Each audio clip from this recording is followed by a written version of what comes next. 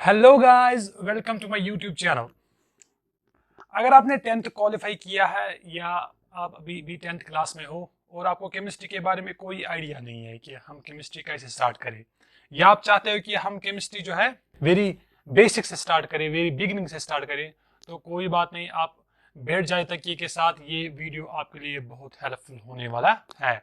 हम केमिस्ट्री को very basic से स्टार्ट करेंगे, ठीक है? तो let's get started. Chemistry is a branch of science which deals with the study of composition, structure, and properties of matter, and the changes which the matter undergoes, and the laws which govern these changes. Now, इसका मतलब क्या है? Chemistry जो है ये branch of science है। Actually science के बहुत सारे ब्रांच है, फिजिक्स है, केमिस्ट्री है, बायोलॉजी है, बहुत सारे ब्रांच है साइंस के। लेकिन केमिस्ट्री भी जो है ये किसका ब्रांच है? ये भी किसका ब्रांच है?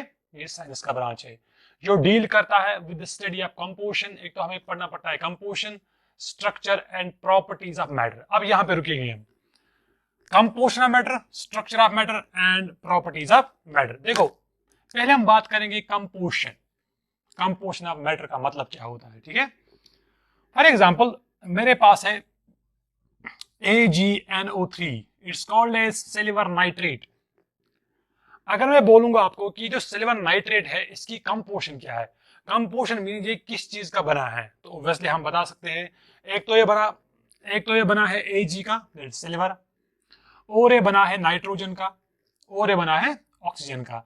तो हम कह सकते हैं कि इसकी कंपोजिशन जो है एक तो ये सिल्वर का बना है, नाइट्रोजन का बना है और ऑक्सीजन का बना है। और हम ये भी बता सकते हैं कि सिल्वर कितना परसेंट है, नाइट्रोजन कितना परसेंट है और ऑक्सीजन कितना परसेंट है।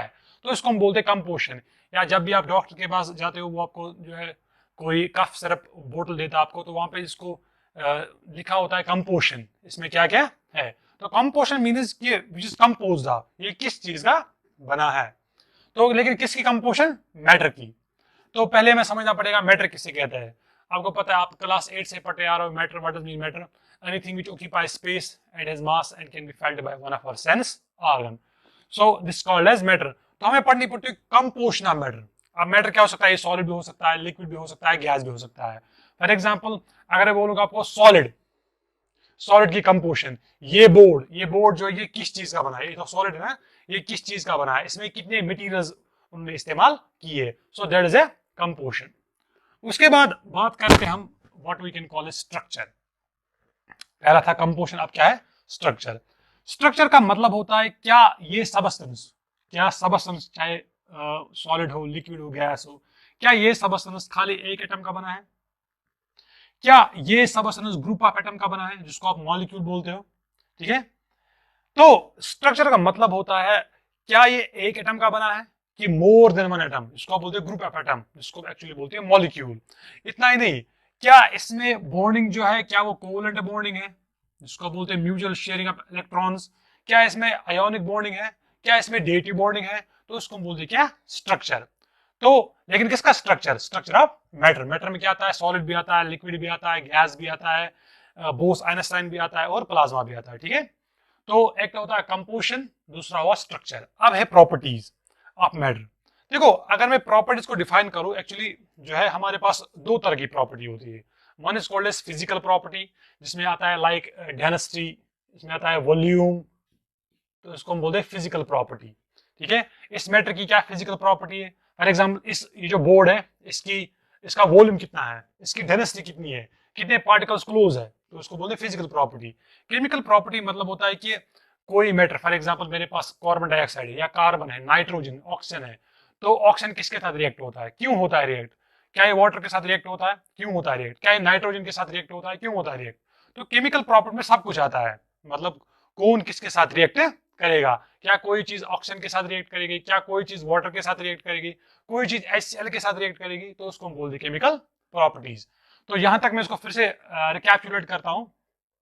Chemistry is a branch of science which deals with the study of composition, ये किस चीज का बना है, स्ट्रक्चर, इसमें क्या बॉन्डिंग है, क्या ये एक एटम का बना है कि मोर देन वन एटम का बना है, इसको हम बोलते हैं मॉलिक्यूल, क्या ये, और प्रॉपर्टीज ऑफ मैटर, और इसकी प्रॉपर्टीज क्या है? प्रॉपर्टी में आता है फिजिकल प्रॉपर्टी भी और केमिकल प्रॉपर्टी भी। इतना ही नहीं, and changes which the matter undergoes, और ये जो मैटर चेंज दिखाता है, अब हमारे पास कौन चेंज हो सकती है? हमारे पास होती है, one is called as physical change and second is called as chemical change.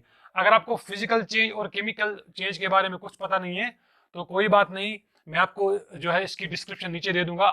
Physical और केमिकल चेंज में मैंने एक फुल फ्लेज लेक्चर दिया है, तो वो आप नीचे देख सकते हो। Physical change, chemical change and the laws which govern these changes.